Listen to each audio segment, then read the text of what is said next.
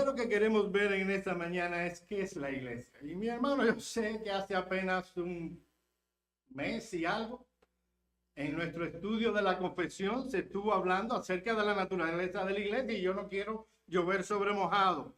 Pero creo que hay algunas cosas que deben ser dichas en nuestra lección. Primero, que aunque nuestra clase será dirigida a la iglesia local, mis hermanos, cada uno de los que estamos aquí tiene y trae consigo algún entendimiento o alguna opinión al respecto. Y debemos estar unidos en cuanto a la opinión de la Escritura en este sentido.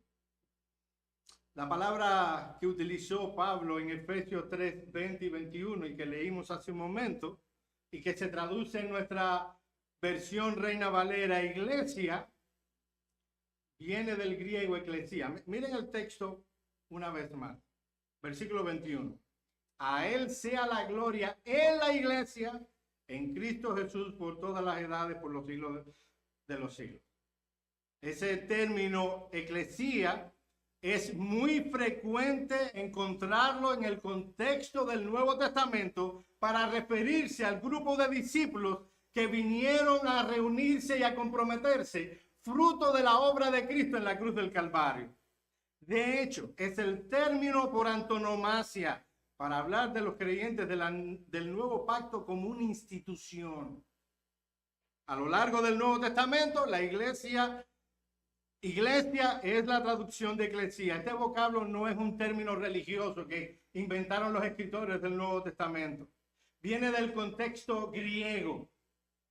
Hablaba de la reunión de ciudadanos que eran convocados para hablar de los asuntos cívicos y reunir el dinero necesario para hacer la guerra. Se le llamaba la asamblea, la eclesía. Esta asamblea no era convocada por cualquiera.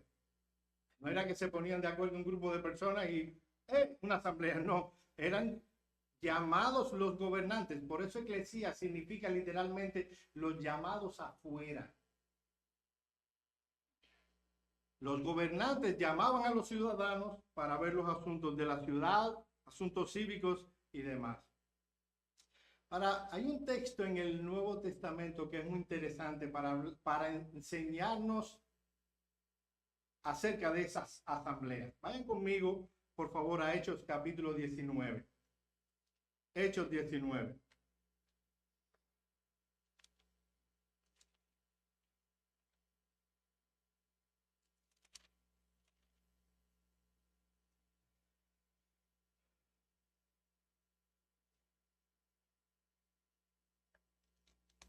Déjenme ponerlos en contexto. Pablo está en la ciudad de Éfeso predicando el evangelio. Dice que muchos gentiles y griegos vinieron al conocimiento de la verdad. Y hubo alguien que se afectó por eso. Y eran los que construían templecillos de Diana. O sea, había un templo importante de Diana de los Efesios y toda la ganancia de esos hombres era construir templecitos, los vendían. Y como muchos vinieron al evangelio, ya no compraban esos templecitos. Se vieron afectados. Así que un tal Demetrio, que parece el jefe del sindicato, es una broma mía, no había sindicato en ese tiempo, pero era el que más se vio afectado, probablemente llamó a los obreros que tenían que ver con esa área y soliviantó, o sea, levantó una turba para advertir contra la amenaza cristiana. Así que se reunieron y comenzaron a tomar a un creyente llamado Alejandro y no lo dejaron hablar y casi ¿cómo se llama cuando le quieren dar piedra y palo? Lo querían linchar, gracias. Lo querían linchar en el pueblo. Ahora, miren los versículos 38 al 41, que es donde quiero centrar mi atención. Este es el escriba, aclarando la situación, porque era una turba muy desorganizada. Que si Demetrio y los artífices que están con él tienen pleito contra alguno, audiencias se conceden y procónsules hay. acúsense los unos a los otros. Y si demandáis alguna otra cosa, en legítima asamblea se puede decidir, porque hay peligro de que seamos acusados de sedición por esto de hoy, no habiendo ninguna causa por la cual podemos dar razón de este concurso. Y habiendo dicho esto, despidió la asamblea. No sé si notaron cómo el escriba definió una correcta asamblea. ¿Alguien captó la idea? Yo sé que si no ha oído esta clase otra vez le va a costar. A ver, legítima asamblea. De ahí que Little y Scott definieran el término iglesia no como una asamblea, sino como una asamblea debidamente convocada. Esta definición da con la clave de lo que se quiere describir. Noten que la idea central es la de ser convocado para reunirse. En el versículo 32, la asamblea que se había organizado ahí, o mal organizado, estaba confundida y no sabían para qué habían sido convocados. Miren el versículo 32. Unos pues gritaban una cosa y otros otra, porque la concurrencia estaba confusa y los más no sabían por qué se habían reunido. En una ocasión en Cuba había una persona parada en un lugar y llegó otra y se paró detrás. Cuando ya habían cuatro, ya el último, estaban parados ahí, a veces en Cuba se paraban a hacer nada. Y ya el cuarto dice, el último, yo. ¿Detrás de quién va? De él. ¿Entienden los cubanos esta terminología, verdad? Eso nada más que lo entendemos nosotros. Llega el quinto y dice, el último, yo. Ven acá, ¿para qué es la cola? Dice, yo no sé, pero estaban aquí, yo me paré aquí. Era básicamente lo que estaban pasando con estos. Algo natural en la griega del antiguo eran las asambleas, así que habían algunos gritando y no sabían por lo que estaban ahí. Mis hermanos, una iglesia se reúne con un propósito. Es convocado por el rey. Un grupo de cristianos llega a ser una iglesia cuando el Rey de Reyes y el Señor de Señores les llama a que se reúnan con Él y le adoren y le exalten. Y esa es la importancia de la iglesia. No hemos sido convocados, no nos llamamos nosotros. Hoy no estamos reunidos aquí porque no tenemos otra cosa que hacer. No hemos venido aquí porque disfrutamos de la compañía de los demás. Estamos aquí debidamente convocados porque el Rey de Reyes y Señor de Señores nos llamó a que le adorásemos y le cantáramos. Así que cuando nosotros estamos con un propósito, estamos cumpliendo la esencia de lo que somos. Y no voy a usar el término que usó Rick Warren en su libro, Una iglesia con propósito. La Biblia habla que una asamblea correcta tiene un propósito. Ahora, ¿cuál es el propósito de la iglesia? La Constitución de nuestra iglesia lo define cuál es el propósito de una iglesia. En su primer artículo él dice, el propósito de esta iglesia es el de glorificar al Dios de las Sagradas Escrituras a través de la promoción de la adoración, la evangelización de los pecadores, la edificación de los santos, la extensión del reino a todas las naciones, la defensa de la fe una vez dada a los santos. Decía alguien que todo comienza con el propósito. Así que una iglesia debidamente convocada debe entender qué es lo que la Biblia enseña en cuanto al propósito. Todo cuanto ha sido creado por Dios tiene el propósito de haber sido hecho para la gloria de Dios. Por eso nuestros padres en la fe, en la primera pregunta del catecismo, que es ¿cuál es el fin principal del hombre? Ellos respondieron de la siguiente manera: el fin principal del hombre es glorificar a Dios y gozar de Él por siempre. Primera a los Corintios 10:31. Y pues coméis o bebéis o hacéis otra cosa, hacedlo todo para la gloria de Dios. Mis hermanos, que es tan común como comer y beber. A veces, a menos que veas a algunos de esos doctores que aparecen en YouTube diciendo que no se puede comer esto o aquello, ahorita ni agua se puede tomar porque es dañino. Pero a menos que tú lo veas, ni te preocupas mucho por lo que tienes delante. Sencillamente es algo automático. Sin embargo, Pablo dice en 1 Corintios 10:31 que aún eso, comer o beber, debemos hacerlo ¿para qué? Para la gloria de Dios. Si queda algo fuera, el apóstol Pablo, y todo cuanto hacéis, hacedlo para la gloria de Dios. En Romanos 11:36, un pasaje hermosísimo, el apóstol Pablo dice, porque de Él y por Él y para Él son todas las cosas. Entonces, ¿cuál es la conclusión? A Él sea la gloria por los siglos. Amén. Mi amigo que estás aquí en esta mañana, el propósito de tu existencia en este mundo no es el de ser feliz. Es que vivas para la gloria de Dios. Tú también fuiste creado para la gloria de Dios. Pensamos que muchas veces que Dios nos puso en este mundo para que Él nos sirva y nos provea de todos los placeres que necesitamos. Pongan necesitamos entre comillas. Déjame decirte que nadie ha sido jamás feliz sin vivir para la gloria de Dios. No podrás hacerlo a menos que vengas a Cristo en arrepentimiento y fe. La gloria de Dios es la razón por la que nosotros vivimos, nos movemos y somos.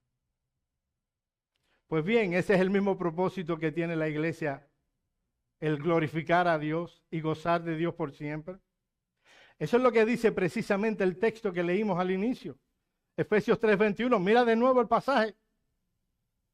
A Él sea la gloria en la iglesia en Cristo Jesús, por todas las edades, por los siglos de los siglos. Amén. Nota que el texto no dice a Él sea la gloria por la iglesia, sino en la iglesia.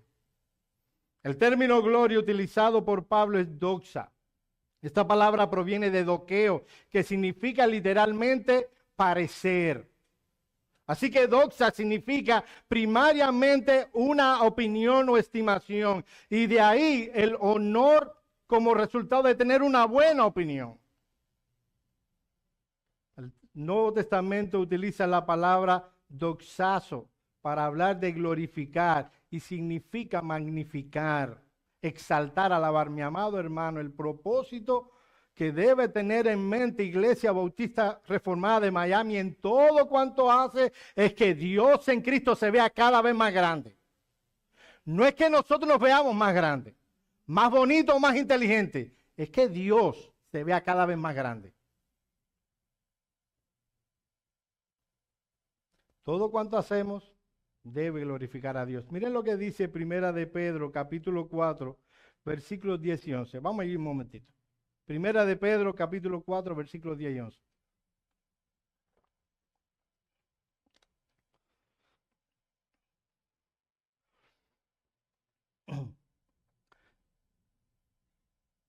Primera de Pedro, capítulo 4, versos 10 y 11. Déjeme aclarar algo. Nosotros no podemos hacer a Dios más grande. Él es inconmensurable. Él no puede ser medido. Él es el grandísimo. Yo no estoy diciendo de que hagamos a Dios más grande, sino que mostremos a Dios cada vez más grande. Eso es otra cosa. Primera de Pedro, capítulo 4, versículos 10 y 11. Cada uno, según el don que ha recibido, ministrelo a los otros como buenos administradores de la multiforme gracia de Dios.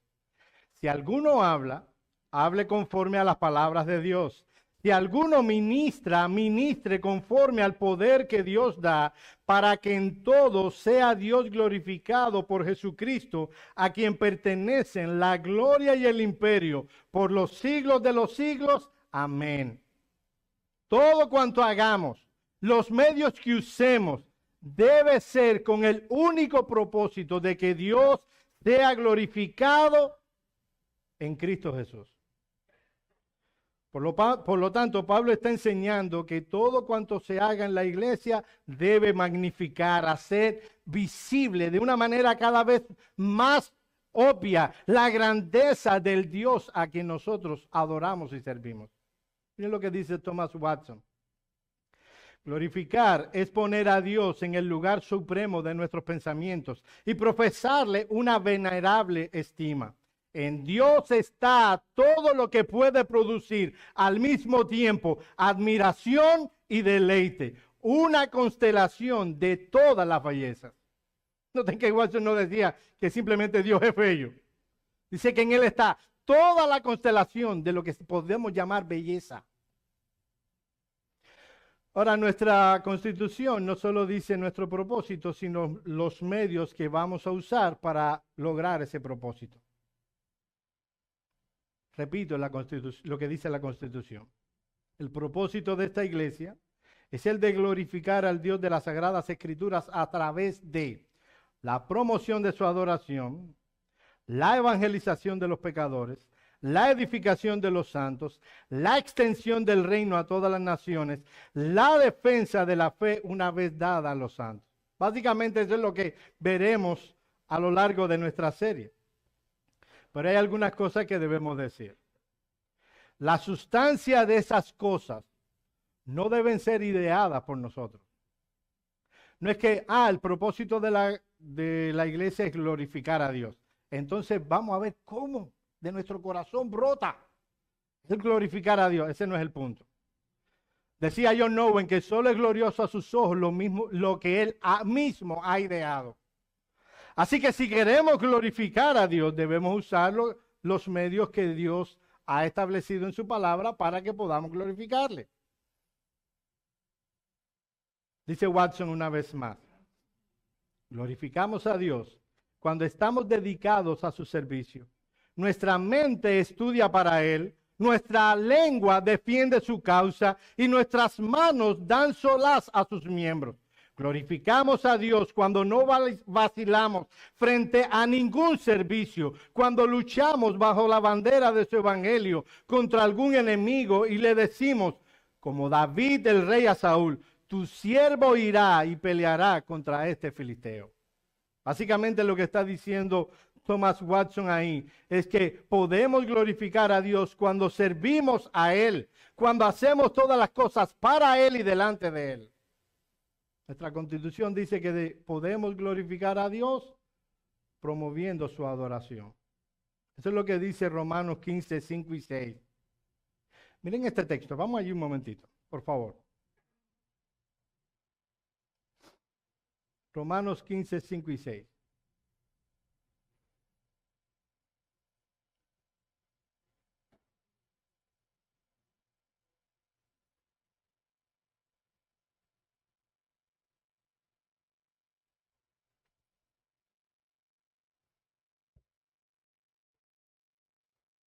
Romanos 15, 5 y 6.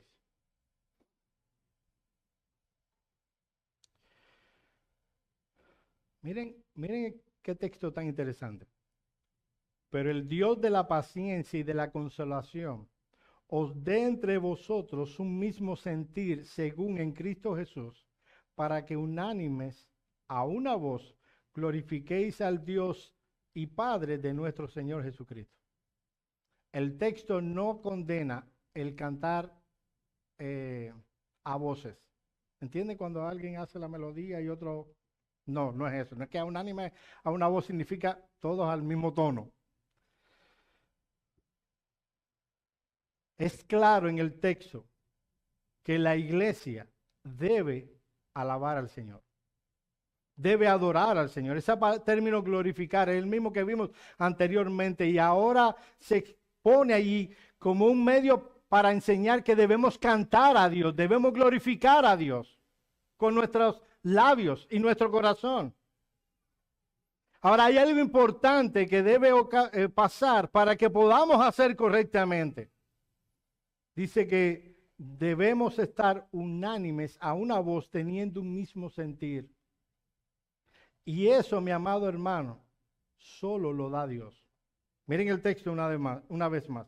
Pero el Dios de la paciencia y de la consolación os dé entre vosotros un mismo sentir según Cristo Jesús, para que unánimes a una voz glorifiquéis al Dios y Padre de nuestro Señor Jesucristo.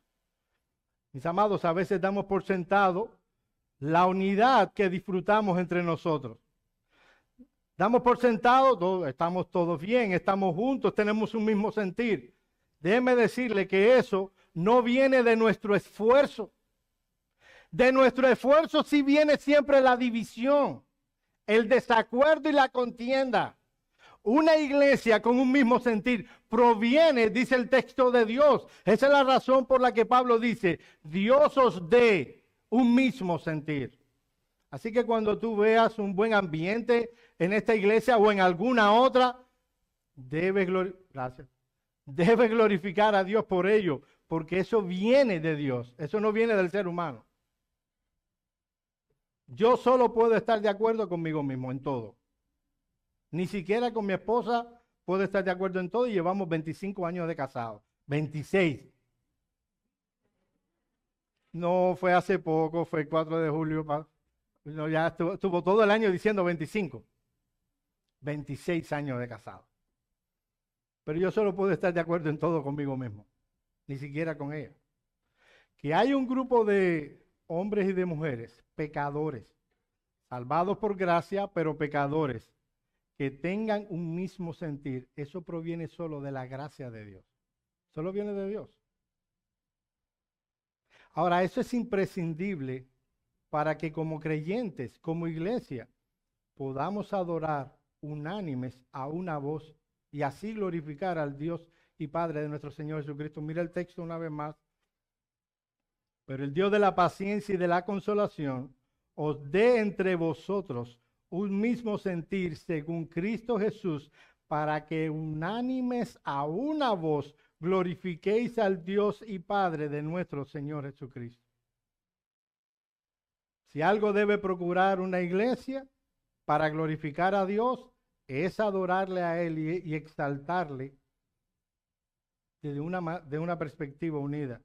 Mi hermano, nosotros nos cantamos, venimos aquí y cantamos, no porque, mira, eso es normal. En televisión, cuando hay un programa, canta alguien, así que en la iglesia también debe haber música. No, lo hacemos porque Dios lo ha mandado así. Y Él es cuidadoso y celoso con su adoración. Esa es la razón por la que tendremos solo una clase con eso. Dice Thomas Watson una vez más, Dios es muy celoso de esta adoración divina, la cual constituye la niña de sus ojos, la perla de su corona, que Él guarda como hizo con el árbol de la vida, por medio de querubines y de una espada encendida, para que ningún hombre pueda acercarse a ella con el fin de violarla. La adoración divina debe ser tal, y como Dios mismo ha ordenado, de otro modo supondría ofrecerle un fuego extraño. Mis hermanos amados, todos los que se han añadido a esta iglesia tienen una idea muy particular de qué es la adoración y cómo ésta debe llevarse a cabo. El asunto no es mi opinión, sino que mi opinión sea lo más consistente posible. ¿Oyeron cómo lo dije? No es que mi idea sea, pero sea la más consistente posible con lo que enseña la Escritura. Salmo 29:2. Dad a Jehová la gloria debida a su nombre. Adorad a Dios en la hermosura de la santidad. Como pueblo de Dios, como iglesia, debemos adorarle. Pero no solo eso. Debemos también glorificar a Dios a través de la evangelización de los pecadores.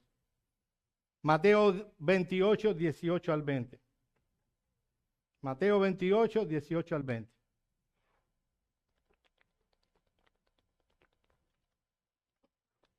Yo sé que es un texto sumamente conocido. Pero este es el llamado y la misión de una iglesia que quiere glorificar a Dios. Mateo 28, 18 al 20.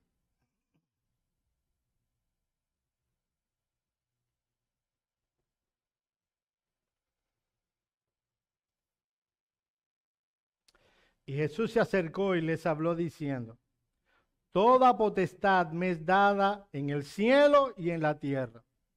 Por tanto, id y haced discípulos a todas las naciones, bautizándolos en el nombre del Padre y del Hijo y del Espíritu Santo, enseñándoles que guarden todas las cosas que yo os he mandado. Y he aquí, yo estoy con vosotros todos los días hasta el fin del mundo. Amén. Este es el mandato del Cristo exaltado, Rey de Reyes y Señor de Señores a su iglesia. El mandato de ir y hacer discípulos. Joel, ¿y por qué no escogiste el de Marcos 16 que dice predicarle el evangelio a toda criatura? Yo creo que este va a un nivel más global, este texto de Mateo. Hemos sido llamados no simplemente a predicarle el evangelio a la persona X. Hemos sido llamados, mis amados hermanos, como iglesia, a ser discípulos. De hecho, ese es el mandato. Yo sé que en la Reina Valera el imperativo está en id. Sin embargo, el imperativo está en hacer. Literalmente dice, yendo a ser discípulos a todas las naciones. Jesucristo sabría que tendríamos que ir. Usted debe ir al supermercado, usted debe ir al trabajo, usted debe ir a hacer su vida afuera. No vivimos trancados en casa. Así que iremos. El asunto es qué haremos con ese ir. Dice Jesús, debes usarlo para hacer discípulos a todas las naciones. Mi amado hermano, tú debes estar en uno de los dos grupos. En un grupo estamos todos, que es el grupo de ser discípulos. Y está el otro grupo, que es aquellos que hacen discípulos. Puede ser que tú no le estés discipulando directamente, pero tú puedes ayudar y apoyar a otro que puede hacerlo y así involucrarte en la tarea. El punto es que aquí todos debemos estar en el grupo de los discípulos, porque hasta que nos muramos estaremos aprendiendo todas las cosas que Jesucristo nos ha mandado y debemos estar involucrados en que otros se hagan discípulos. ¿Qué estás haciendo tú para que otros sean discípulos? ¿Qué estás haciendo tú como discípulo del Señor Jesucristo? Tú no eres mi discípulo, no eres discípulo de los pastores de la iglesia y no eres discípulo de los maestros de esta iglesia. Tú eres discípulo de Cristo. ¿Qué tú haces para ser discípulo? El discípulo aprende. A veces nos paramos y decimos, tienes que leer la Biblia todos los días. Y hay personas que se sientan y digan, hoy leí la Biblia. Como si fuera un check. Pero ese no es el punto, mi hermano. Usted puede leer la Biblia todos los meses, si es posible. Tú te sientas con la Biblia como un discípulo se sienta con su maestro. Tú lo haces en oración y dependencia, diciendo, Señor, yo quiero que tú me hables en esta mañana por medio de tu palabra. Yo quiero que tú me enseñes. Yo soy tu discípulo. Como veremos a lo largo de estas semanas, el discípulo hace asuntos puntuales para ser discípulo. Dice que debe bastarle al discípulo ser como su maestro. El discípulo imita a su maestro. El discípulo aprende de su maestro. El discípulo sigue a su maestro. Pero también hemos sido llamados no solo a ser discípulos en lo personal, sino a hacer que otros sean discípulos.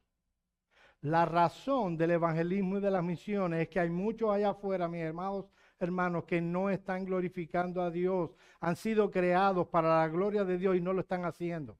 Esa es la razón por la que tú y yo debemos compartir el evangelio y hacer discípulos de otros.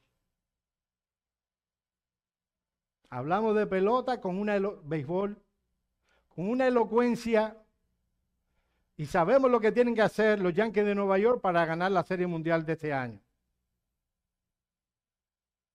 O lo que debe hacer Barcelona para, inclusive, para pagar todas sus deudas.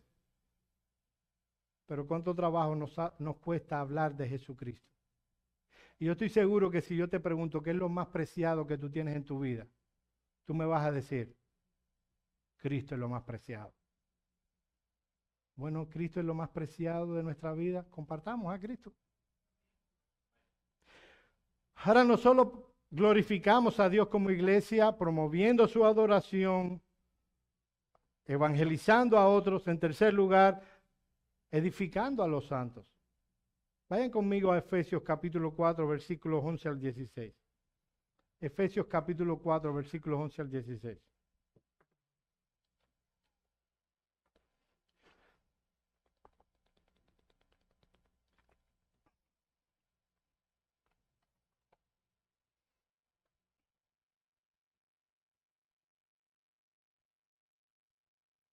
Efesios 4, 11 al 16. Y él mismo constituyó a unos apóstoles, a otros profetas, a otros evangelistas, a otros pastores y maestros, a fin de perfeccionar a los santos para la obra del ministerio, para la edificación del cuerpo de Cristo, hasta que todos lleguemos a la unidad de la fe y del conocimiento del Hijo de Dios, a un varón perfecto a la medida de la estatura de la plenitud de Cristo, para que ya no seamos niños fluctuantes, llevados por doquiera de todo viento de doctrina, por estratagemas de hombres que para engañar emplean con astucia las artimañas del error, sino que siguiendo la verdad en amor, crezcamos en todo aquel que es la cabeza, esto es Cristo, de quien todo el cuerpo, bien concertado y unido entre sí por las coyunturas que se ayudan mutuamente según la actividad propia de cada miembro, se recibe su crecimiento para ir edificándose en amor. Y este es un texto maravilloso, pero al menos hay una cosa que quiero enfatizar de él. Debemos procurar la edificación de nuestros hermanos en la gracia. No vivir aislados, sino compartir los unos con los otros, de tal manera que podamos poner nuestros dones en operación y edificarnos. Miren la parte final. Bien concertado y unido entre sí por todas las coyunturas que se ayudan mutuamente según la actividad de cada miembro y recibe su crecimiento para ir edificándose en amor. A veces pensamos que eso es tarea de los pastores. Y los pastores tienen un lugar importante a eso. Miren el versículo 11.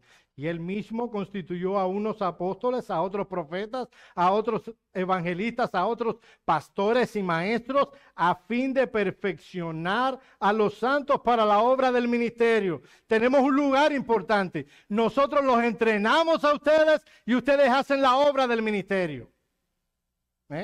A veces vemos en la iglesia, no, los pastores hacen la obra del ministerio. Para eso le pagamos. No, nosotros los entrenamos y ustedes son los que hacen la obra del ministerio. Y en ese contexto, gran parte de esa obra del ministerio es estar unidos para que puedan edificarse unos a otros en amor.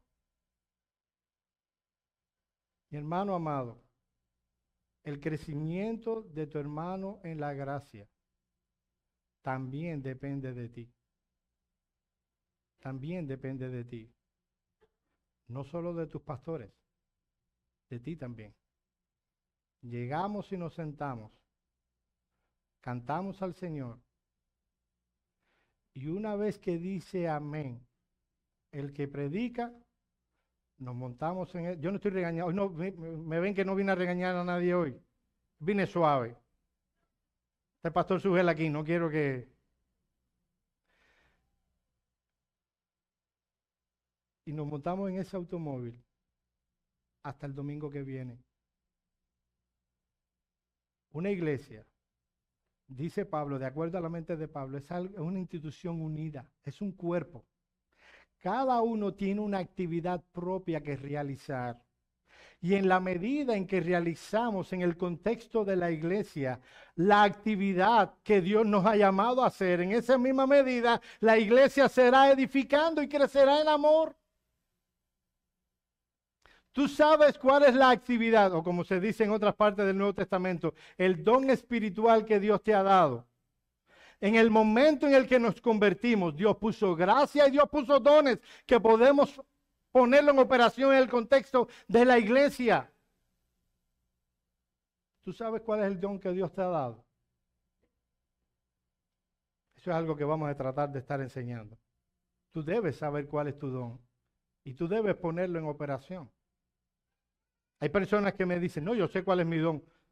Tengo el don de servicio. Bueno, acérquese a los diáconos. Aquí hay cosas que hacer. Hay cosas que hacer. Debemos procurar la edificación de nuestros hermanos. Somos una iglesia. No somos simplemente creyentes que han recibido a Cristo y han sido salvados. Somos eso, pero somos mucho más que eso. Somos un cuerpo, una iglesia que procura la edificación del que está al lado. Así que si queremos glorificar a Dios, en primer lugar debemos promover su adoración, la evangelización de los pecadores, la edificación de los santos, la extensión del reino a todas las naciones. Y ahí volvemos a Mateo 28, 19 y 20. Esa tarea de hacer discípulos a todas las naciones no debe ser enmarcada en nuestro deseo de ver a muchos en Miami conociendo al Señor Jesucristo. Y Jesús se acercó y les habló diciendo, toda potestad me es dada en el cielo y en la tierra. Por tanto, id y haced discípulos a todas las naciones. Mis amados hermanos, como iglesia no solo debe preocuparnos lo que pasa en estas cuatro paredes. El reino de Cristo es más grande que esto. Y debemos preocuparnos por la extensión del reino. Una de las razones por las que los pastores entendimos que debíamos entrar en RBNet es porque definitivamente en nuestro contexto actual enviar misioneros sería difícil. Pero si nos unimos a otros hermanos, podemos orar por misioneros, podemos ofrendar por misioneros y podemos apoyar a misioneros. Nuestro deseo no es ver que este reinecito, Iglesia Bautista Reformada de Miami, crezca. No es nuestro reino el que queremos que crezca. Es el reino de Cristo el que queremos ver llegando a todas las naciones. Y debemos ofrendar para eso, debemos orar por eso y debemos servir para eso. Joven, aún, tú ves 4 pastores aquí. Aún la mies sigue siendo mucha y los obreros pocos. Deberías tú pensar, y yo no te estoy metiendo una presión ni nada de eso, te estoy hablando de que deberías pensar, si Dios te ha dado los dones para ir a la obra misionera. El interés de Cristo es que su reino llegue a todas las naciones. Por tanto, id y haced discípulos a todas las naciones. Una iglesia que quiere glorificar a Dios no solo se preocupa por lo que está pasando en sus 4 paredes, le preocupa el reino. 5. La defensa de la fe una vez dada a los santos. Y yo estoy seguro que a algunos les hubiera gustado que pusiéramos eso al inicio. Sí, defender la fe, la doctrina reformada. Con toda intención la pusimos de último. Mis hermanos, como iglesia debemos defender la fe que Dios ha dado a los santos. Esa es una tarea que debemos ejercer si queremos glorificar a Dios. Primera a Timoteo, capítulo 3, versículos 14 y 15. Vamos allí. Primera a Timoteo, capítulo 3, versículos 14 y 15. Yo sé que es un texto muy conocido. Ese es el texto lema de esta iglesia.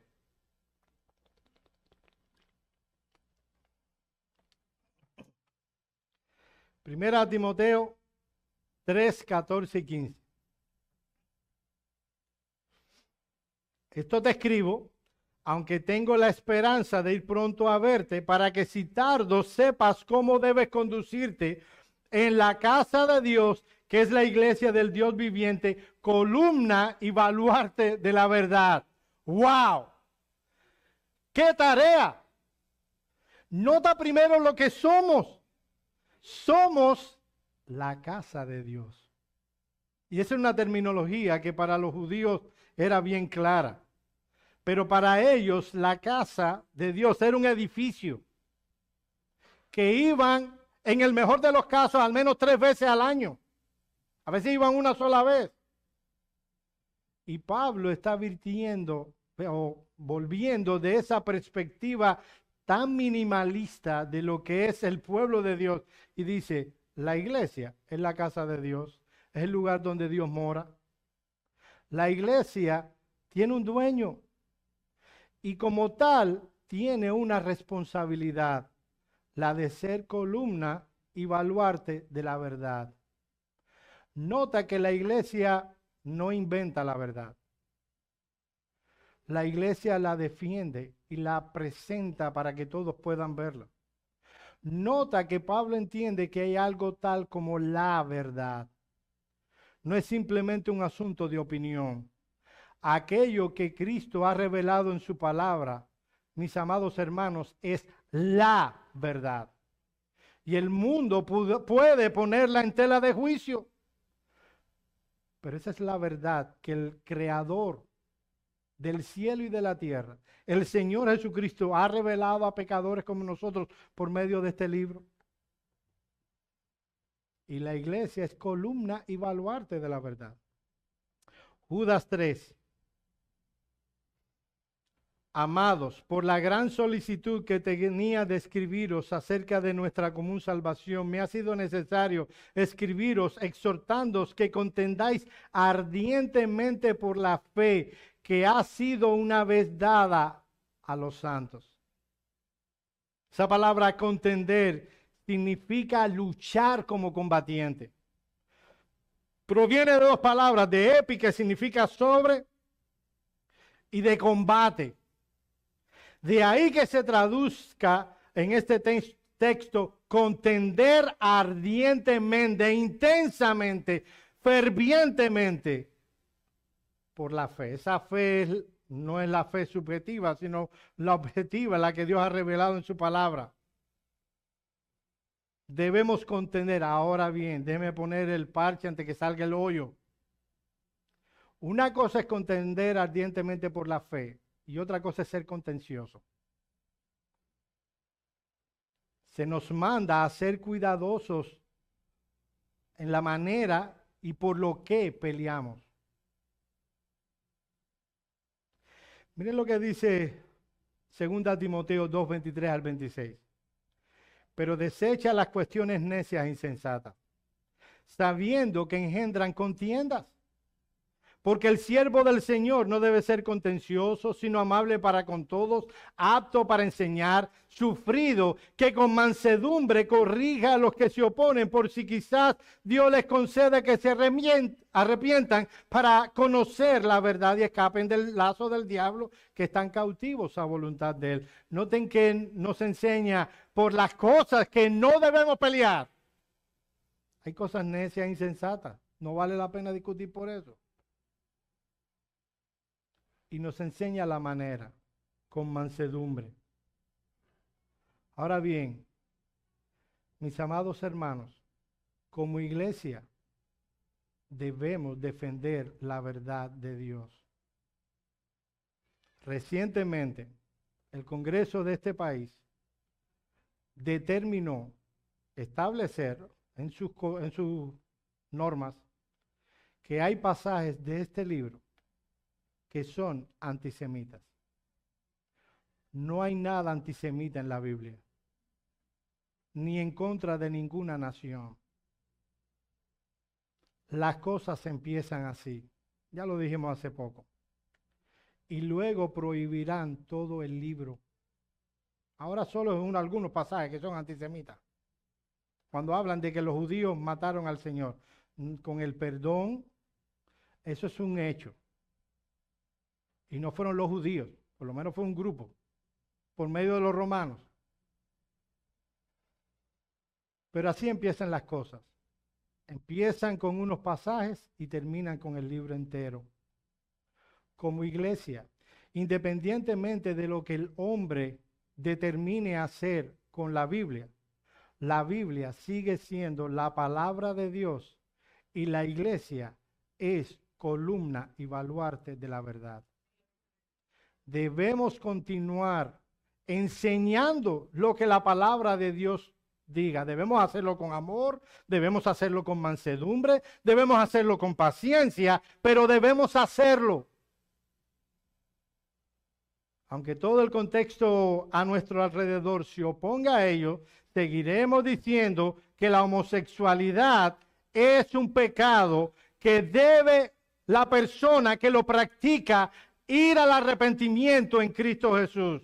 Lo mismo que el adulterio, lo mismo que cualquier otra inmoralidad sexual, pero debemos seguir diciendo que la homosexualidad es un pecado, que el aborto es el asesinato, aun cuando el mundo diga lo que quiera decir.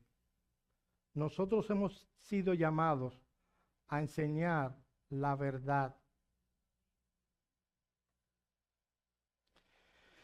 Estos son los elementos que deben estar presentes en una iglesia que quiere glorificar a Dios.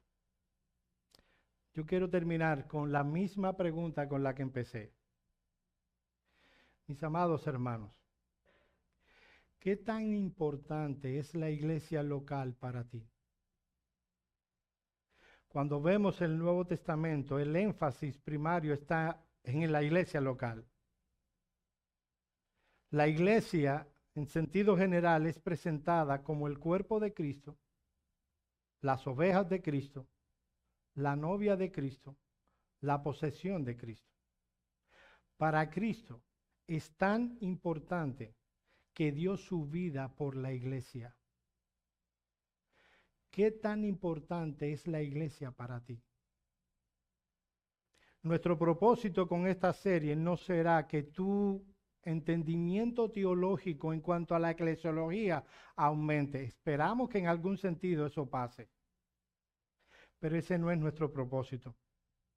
Nuestro propósito con esta serie es que tú ames más a la iglesia por la que Cristo dio su vida y trabajes y te esfuerces para ver tu iglesia y el reino crecer en nuestro tiempo. Vamos a orar.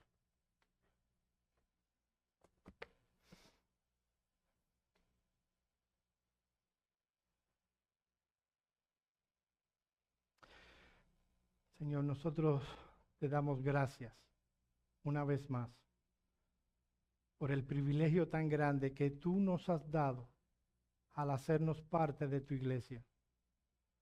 Nosotros no merecemos tal privilegio. Nosotros éramos contrarios a ti, pero por gracia, tú no solo nos escogiste desde antes de la fundación del mundo para ser tuyos, sino para ser también de tu iglesia.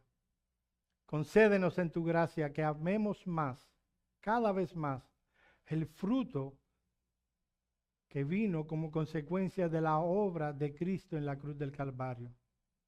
Que como dice el himnólogo, nuestras lágrimas de amor, nuestras oraciones y nuestro esfuerzo sean derramados por ver un avivamiento real en tu iglesia. En el nombre de Cristo oramos. Amén.